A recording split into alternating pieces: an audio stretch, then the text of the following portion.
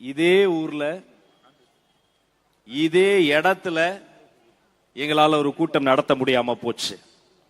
அன்னைக்கு பரப்புரையை விட்டுட்டு நான் இங்க வந்து நின்று இருந்தேன். உதய்க்கு மட்டும் தான் தெரியும், உங்களுக்கு எல்லாம் தெரியாது.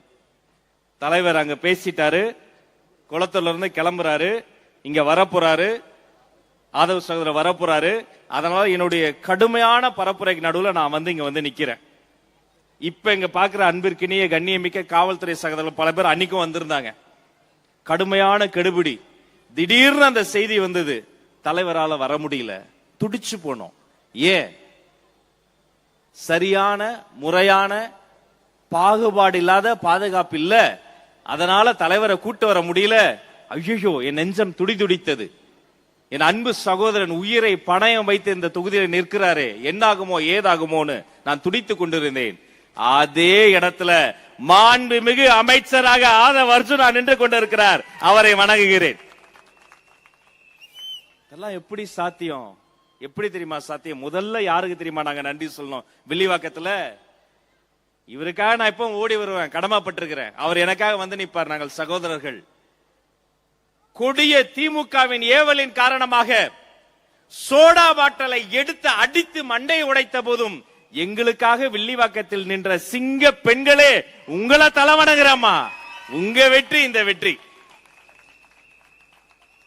அன்னைக்கு நான் துறைமுகத்துல பேசிக்கிட்டு இருந்தேன். சம்பவத்தை கேட்டு துடிச்சு போனேன். முதல்ல நான் கேட்டது, பாட்டில் எடுத்து வீசிட்டாங்களே, நம்ம பெண்களுக்கு அடிபட்டுருச்சு, அவங்கள மருத்துவமனை கூட்டு போனாலும் கூட்டு போயிட்டாங்க. சரி, கூட்டம் கலைஞ்சிருக்கமே, என்னாச்சு? அப்ப சொன்னாங்க, ஆதவ சார் பேச போறாரு, வந்து அடிப்பட்ட அந்த ஒரு பெண்ணை தவிர ஒரு சிங்க பெண் கூட எழுந்து போகவில்லை, அப்படியே நிக்கிறாங்க, நான் வாங்கினான்னு சொன்னாங்க. அதுதான் இந்த தொகுதி மக்கள். நெஞ்ச நிறைஞ்சிருக்குமா? என்ன சொல்றது, எதை விடுறது? கவுண்டிங் டே அன்னைக்கு இந்த மனுஷன் ஆதவ சார் பண்ண விஷயம் இருக்கு. எங்கெல்லாம் ஒரே தொகுதி, லயோலா கல்லூரியில ஒரு பக்கம் எழும்பூர், பக்கத்திலேயே நம்ம தொகுதி, இன்னொரு பக்கம் நம்ம தலைவர் தொகுதி பெரம்பூர், இன்னொரு பக்கம் கொளத்தூர். கவுண்டிங் போயிட்டே இருக்கு. காலையிலே போயிட்டோம், திக்கு திக்குன்னு இருக்கு. முதல் சுற்று முடிவடையுது, விசில் சத்தம் கேட்கிறது. இரண்டாம் சுற்று முடிகிறது, விசில் சத்தம் கேட்கிறது. மூன்றாம் சுத்துல அப்படி வெளியில வரோம். நானும் அன்பு சகோதரர் ஆதவ பாக்குற, ஓடி வந்து கட்டி பிடிச்சு, ராஜே நாம தான் லீடிங் அப்படின்னு சொல்றாரு. சந்தோஷம், கண்ணெல்லாம் கலங்குது. அப்ப அந்த மனுஷன் தான் முதல்ல சொன்னார், இன்னொன்னு தெரியுமா, கொளத்தூர்லயும் விசில் சத்தம் தான் கேக்குது. வில்லிவாக்கத்தில் நீங்கள் அடித்த விசில் சத்தம் எழும்பூரை தொட்டு கொளத்தூரில் தொடர்ந்து, அந்த நாள் என்னால மறக்கவே முடியாது. விடிய விடிய தூக்கம் இல்லாம என்ன நடக்குமோ ஏது நடக்குமோ என்னென்ன சொன்னீங்க. வில்லிவாக்கத்துல பாக முகவர் போட முடியுமா? காசை கொண்டு வந்து குடுக்கல, நீங்க கொடுத்தாங்க, நீங்க கொட்டாங்க ப்ரோ, கொட்டாங்க வில்லிவாக்கத்துல காசை. ஒரே கேள்விதான் கேட்டோம், 100 கோடி ஓட்டுக்கு காசு கேட்டு கொட்டினிய, தொகுதியில நல்லது செய்யறதுக்கு இதே காசை கொட்டி இருந்தா ஓட்ட உனக்கு போட்டிருப்பாங்களா இல்லையா? இல்லையே.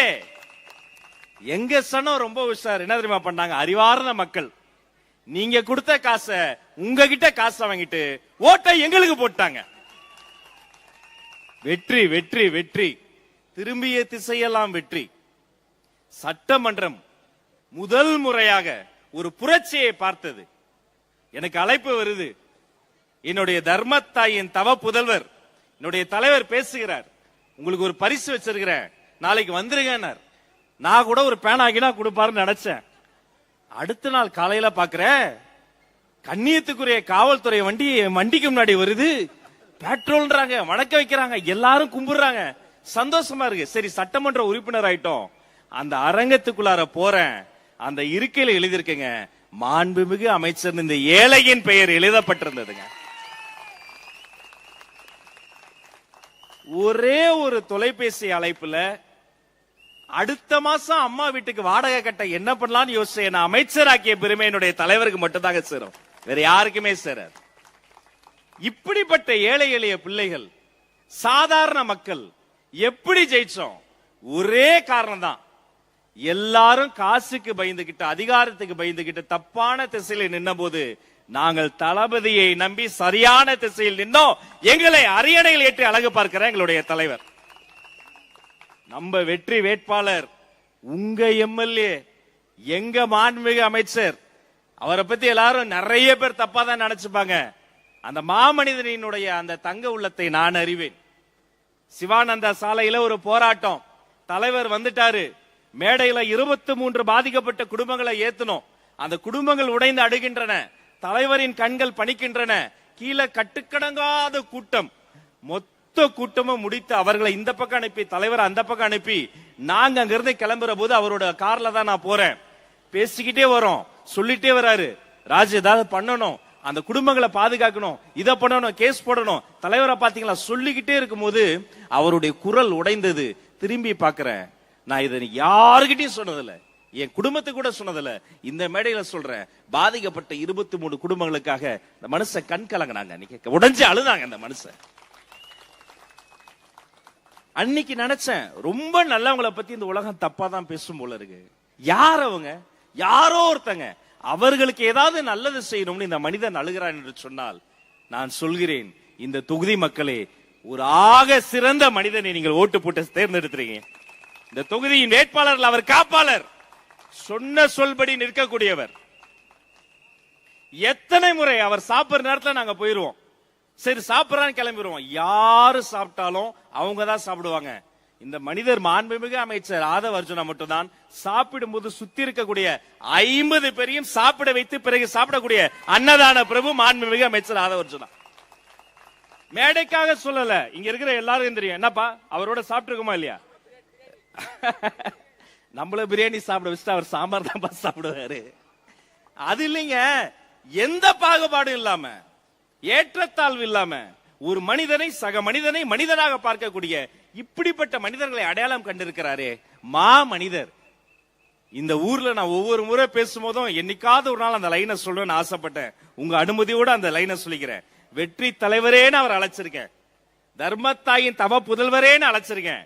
இந்த வில்லிவாக்கம் தொகுதியிலிருந்து நெஞ்சார நான் அழைச்சுக்கிறேன், மாண்புமிகு தமிழ்நாடு முதல்வர் அண்ணன் சி ஜோசப் விஜய் அவர்களே. தேங்க்யூ, நன்றிங்க. உங்களுடைய ஒவ்வொரு ஓட்டுக்கும் நன்றி. இந்த தேர்தல் சாதாரண தேர்தல் இல்லைங்க. எல்லா கட்சிக்கும் இந்த தேர்தல் டூ ஆர் டை எலெக்ஷன் பாங்க. உண்மையிலே எங்களுக்கு உயிரை பணயம் வைத்து நாங்கள் களமாடிய தேர்தல்.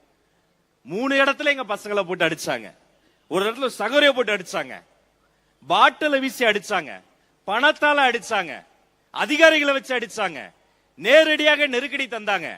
இன்னும் அது தெருவில் போக முடியாது. நாங்க ஒவ்வொரு தெருலையும் பிரச்சனை பண்ணாங்க. அத்தனை தடைகளையும் தாண்டி வில்லிவாக்கம் தொகுதியில் அண்ணன் ஆதவ அர்ஜுனா ஜெயிச்சிருக்கன்னு சொன்னால், நான் சொல்கிறேன், இது ஒரு தேர்தல் அல்ல, இனி ஒவ்வொரு தேர்தலையும் அவர் தான் ஜெயிக்க போறார். எழுதி வச்சுக்கங்க. நல்லவங்க கையில் ஆட்சி வந்திருக்குங்க. ஜெயிச்ச அன்னைக்கு இருந்த சந்தோஷத்தை விட அந்த பதவியேற்பு விழா அன்னைக்கு ஒரு சந்தோஷம் பாருங்க. எல்லாரும் இருக்கும், அரங்க நிறைஞ்சிருக்கு. என் தொகுதி தான் எழும்பூர்ல நேரு ஸ்டேடியம். அந்த அரங்கத்துல மதிப்பிற்குரிய தலைவர் ராகுல் காந்தி அவர்களும் நம்முடைய மாண்புமிகு முதல்வர் அண்ணன் சி ஜோசப் விஜய் அவர்களும் சேர்ந்து நடந்து வந்ததை பார்க்கிற போது, அடே அப்பா எப்படிப்பட்ட தலைவர்கள். அதுல ஒரு சர்ச்சையை சொன்னாங்க, நீங்க இப்படி பண்ணிட்டீங்க அப்படி பண்ணிட்டீங்க, தமிழ் தாய் வாழ்த்துக்கு இம்பார்ட்டன்ஸ் தரல. அந்த இடத்துல இருந்தவனா இவர் சொன்னார், கிரீன் ரூம்ல அந்த அதிகாரிகளை கூப்பிட்டு சொன்னார், முதல்ல தமிழ் தாய் வாழ்த்து தான் பாடணும் சொன்னது மாண்புமிகு அமைச்சர் ஆதவ அர்ஜுனா. நான் சாட்சி. அவர் சொன்ன நான் சொல்றேன், சார் ஆமா சார் கண்டிப்பாக நீங்க தமிழ் தாய் வாழ்த்த பாடுங்க, அப்புறம் தேசிய கீதம் பாடுங்க, நிச்சயமா அதுக்கப்புறம் வந்தே மாதர் கூட பாடுங்க பண்றோம்னு சொன்னாங்க. மேடையில நிக்கிறோம், அந்த நிகழ்ச்சி நிரல் இருக்கும் பாருங்க. நான் அதை போய் கிழிச்சேன், ஏன்னா எனக்கு இவங்களை பத்தி தெரியும். கிழிச்சிட்டு ஃப்ரெஷ்ஷா ஒரு பிரிண்ட் அவுட் போட்டு கொடுங்க கொடுத்தோம். எல்லாம் ரெடி. நான் நிக்கிறேன், எழுந்து அப்படி அட்டென்ஷன்ல நிக்கிறேன். ஆனா மாறி அவங்க என்ன பிளான் பண்ணாங்களோ அதான் பாடினாங்க. நிகழ்ச்சி முடிந்தது, அதிகாரிகளை அழைத்தேன், யாரை கேட்டு மாத்தினீங்க, எப்படி இது மாறிச்சு? நான் சொன்னேன், மாண்புமிகு அமைச்சர் ஆதவ சகோதரர் சொன்னாரு. அப்ப அவங்க சொன்னாங்க, சார் 3 டிபார்ட்மெண்ட் சேர்ந்து பண்ற ஃபங்க்ஷன் இது, லோக்பவன் மதிப்பிற்குரிய ஆளுநர் அவர்களினுடைய துறை பண்ற ஃபங்க்ஷன். நீங்க பதவி பிரமாணம் முடித்த பிறகுதான் நீங்க முதலமைச்சர், பதவி பிரமாணம் எடுத்த பிறகுதான் அமைச்சர். அது எடுக்கிற வரைக்கும் நீங்க சாதாரண எம்எல்ஏக்கள் தான். அப்ப இந்த நிகழ்ச்சி அவங்க நடத்துறது தான். ஆனாலும் நீங்கள் சொன்னதை நாங்க சொன்னோம் என்று அவர்கள் சொன்னார்கள். நான் உடனே சொன்னேன், சரி சார், இது அவங்க நடத்தின ஃபங்க்ஷனாவே இருக்கட்டும், அவங்க போட்ட ஒரு அஜெண்டாவாவே இருக்கட்டும். ஆனா இனி நடத்த போகிற, மீண்டும் மீண்டும் நடத்த போகிற ஒவ்வொரு ஃபங்க்ஷனும் மாண்புமிகு தமிழ்நாடு முதலமைச்சர் அண்ணன் சி ஜோசப் விஜய் நடத்த போற ஃபங்க்ஷன். இங்க தமிழுக்கு தான் இம்பார்ட்டன்ஸ், தமிழுக்கு தான் முதல் இடம் என்று நான் சொன்னேன். அந்த இடத்தில் எல்லாரும் போது முதல்ல குரல் கொடுத்தது உங்க ஊரு தொகுதி, உங்க தொகுதி எம்எல்ஏ. இல்ல நீங்க பெருமைப்படணும், தமிழுக்கு ஒண்ணுனா வந்து குரல் கொடுப்பார், களத்தில் இருப்பார். அந்த பதவி ஏற்பு விழால எல்லாரும் பரபரப்பா இருந்தோம். ஒவ்வொருத்தர் பேரை சொல்லி அழைக்கும் போது வரும்போது செங்கோட்டையன் அண்ணன் பேரை சொல்றாங்க. அண்ணன் எழுந்து வராருங்க. இவர் முதலமைச்சர், தலைவர் முதலமைச்சர், பதவி பிரமாணம் முடிச்சு முதல்வர் ஆயிட்டாரு. செங்கோட்டையன் அண்ணன் எழுந்து வராருன்னு ஒரு மூத்த அரசியல் தலைவருக்காக ஒரு முதலமைச்சர் எழுந்து அட்டென்ஷன்ல முழுமையாக நின்ன வரலாறு தமிழ்நாட்டில் இதான் முதல் முறை. ஆதவ் சார் பேர் வருது, அவர் முகத்தில் அவ்வளவு சந்தோஷம். நேரலையில எல்லாம் பார்த்திருப்பீங்க. ஆதவ் அவர்கள் பதவி பிரமாணம் செய்கிற போது அவர் வீட்டில இருந்து வந்திருந்தாங்க. அவர் குழந்தை பார்த்து சந்தோஷப்பட்டா பரவாயில்ல, குழந்தையுள்ளத்தோடு இருக்கிற தாயுள்ளம் கொண்ட தலைவர் தமிழ்நாடு முதல்வர் முகத்தில் அத்தனை சந்தோஷம் என்று சொன்னார். அதுதான் நம்முடைய முதல்வர். பாச குடும்பம் இது. பொதுச் செயலாளர் அந்த இடத்துல பேரை சொல்லும் போதும், சட்டமன்றத்தை கையெழுத்து போடும் போது கூட தலைவர் அப்படி பாப்பாரு, முதல்வர் ஒரு அடி பாப்பாரு. முதல்வர் நீ நடத்துனா அப்படிம்பாரு. தலைவரின் கண்ணசைவு வந்த பிறகுதான் போற்றுதலுக்குரிய பொதுச் செயலாளர் மாண்புமிகு அமைச்சர் அண்ணன் என் ஆனந்த் அவர்கள் அந்த பேனாவை நகர்த்துவார். அவருக்கு தெரியாம நாங்க யாரும் எதுவுமே பண்ண முடியாது. இங்க யாருமே நல்லது மட்டும் தான் பண்ணுவோம், நல்லதுதான் பண்ணுவோம். இது எங்களுடைய முதல்வருடைய கட்டளை, அது மட்டும் தான் இங்க நடக்கும். யாரும் எந்த கெடுதலும் பண்ண முடியாது. இந்த ஏழையுடைய பேரை சொல்றாங்க. அப்படி கொஞ்சம் கூச்சத்தோடு எழுந்து நிக்கிறேன். எனக்கு 4 தம்பிங்க கை தட்டுறாங்க. நேர நெருக்கடி காரணமா என்னுடைய குடும்பத்தை அழைச்சிட்டு வர முடியல. அந்த நேரத்துல மீதி பேர்லாம் பதவி இருக்கும்போது அவங்க குடும்பத்தை காத்துனாங்க.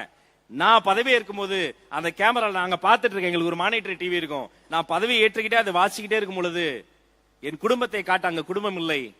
என்னுடைய முதலமைச்சர் என் அண்ணன் சி ஜோசப் விஜயை தான் இடையிடையே காட்டிக் கொண்டார். அத்தனை மகிழ்ச்சியாக பார்த்து கொண்டிருந்தார். வேற என்னங்க வேணும், வேற என்னங்க வேணும்? உங்க தொகுதியை நீங்க பத்திரமா பாத்துக்கங்க. ஒரு நல்ல மனிதரை தேர்ந்தெடுத்திருக்கீங்க. யாருக்கு என்ன பிரச்சனை நிறை குறை இருந்தாலும் ஒரு மனுவா எழுதி கொடுத்தீங்கன்னா சொல்யூஷன் ஓரியன்டட் கவர்மெண்ட் நம்ம ஃபார்ம் பண்ணிருக்கோம், தீர்வு வாங்கி தரப்படும். எழுதி வச்சுக்கங்க. சட்டமன்றம் நடைபெற்றது, சட்டமன்றத்துக்கு போறோம். இதுவரைக்கும் ஆயுத எழுத்துன்னு ஒரு படத்துல நடிகர் சூர்யா நடித்த படத்துல கிளைமேக்ஸ்ல ஒரு காட்சி வரும். அந்த கரைவேட்டி சட்டைகளை எல்லாம் தள்ளி விட்டு பேண்ட் சட்டை போட்டு இளர் ரத்தம் யங் பிரீடு மாசா ஸ்டைலா புது பசங்க போவாங்களே, நடந்தது 2026 தமிழ்நாட்டு சட்டமன்றம். எதிர்வரிசையில் இருக்கவங்களே பேசுறாங்க, இவ்வளவு வாலிபர்கள் வந்திருக்கீங்களே சட்டமன்றம். நாங்க மட்டும் வாலிபர் இல்ல, முதலமைச்சரே வாலிபரியா. நானும் அங்க போய் பாக்குறேன். என் கைகள் கட்டப்பட்டு இருக்கின்றன. அமைதியா இருங்க கொஞ்ச நேரம், சட்டமன்றம் இது வந்து மானிய கோரிக்கை வரும், பாத்துக்கலாம், அமைதியா இருங்க. சரி, முன்வரிசையில் இடம் கொடுத்துட்டாங்க, மகிழ்ச்சி. ஆப்போசிட்ல இருந்து மதிப்பிற்குரிய மாண்புமிகு சட்டமன்ற உறுப்பினர் மன்னார்குடி எம்எல்ஏ அண்ணன் எழுந்து பேசுறாரு. நானும் அப்படியே அதிர்ச்சியில பாத்துக்கிட்டே இருக்கேன்.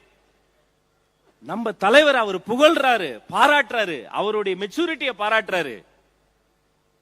முதல் நாள் வரைக்கும் மாற்று கருத்து இருந்தாலும் கூட அந்த அரசியல் சூழலை எல்லாம் தாண்டி அந்த நாள் தலைவரினுடைய அருமை அறிந்து பாராட்டுறாரு. எனக்கு ஒரு வரி தான் ஞாபகம் வந்தது. பழைய எதிரிகள் என் ரசிகர் படையிலே தீ, இது தளபதி. என்னன்னா நான் என் தலைவரை பாராட்டுறதை விட அவங்க அதிகமா பாராட்டுறாங்க. மகிழ்ச்சி. அந்த சட்டமன்றத்துல அத்தனை பேருக்கு நடுவுல எங்க தலைவர் அப்படி அந்த கோட் சூட்டை போட்டு உட்கார்ந்து இருக்கும் போது அதை பார்க்கின்ற பொழுது நெஞ்சம் நிறைந்து இருந்தது. அத்தனை பெண்கள், அத்தனை தம்பிகள், அத்தனை இஸ்லாமியர்கள். இதுதாங்க தமிழக வெற்றி கழகம். ஒவ்வொருத்தரும் அங்க என்ன பண்ணணும், எப்படி வரணும், எப்படி பேசணும், எத்தனை மணிக்கு வரணும், கொரோனா போடுறதுக்கு முன்னாடி மாண்புமிகு அமைச்சர் ஆதவ் அவர்கள் அத்தனை வகுப்படுத்தார். ஒரு பொலிட்டிக்கல் சயின்ஸ் வாத்தியாராக மாதிரி அத்தனையும் சொல்லி கொடுத்தார். அத்தனை எம்எல்ஏக்களையும் என்னென்னலாம் வசதி பண்ணாங்க தெரியுமா? இவங்க 10 பேர் வெளில போயிருவாங்க செய்திகள்ல, இவங்கள 5 பேர் போன் சுவிட்ச் ஆஃப், 11 பேர் 10 மணிக்கு 9 பேரோட 8 மணி நேரமா போயிட்டு எங்கடா எழுதுறீங்க கதை திரைக்கதை வசனம் எல்லாம்? ஒன்னு சொல்றேன், எழுதி வச்சுக்கங்க. இந்த தாவேக்கா சட்டமன்ற உறுப்பினர் இருக்காங்க பாருங்க, வாமா வாமா வாமா வாமா, அந்த துண்டை மட்டும் எடுத்துருங்க, துண்டு இல்லாம எடுத்துங்க, வாங்க போட்டோ தானே எடுத்துக்க, வாங்க வாங்க. குழந்தைகளின் கொண்டாடக்கூடிய மாண்புமிகு அமைச்சர்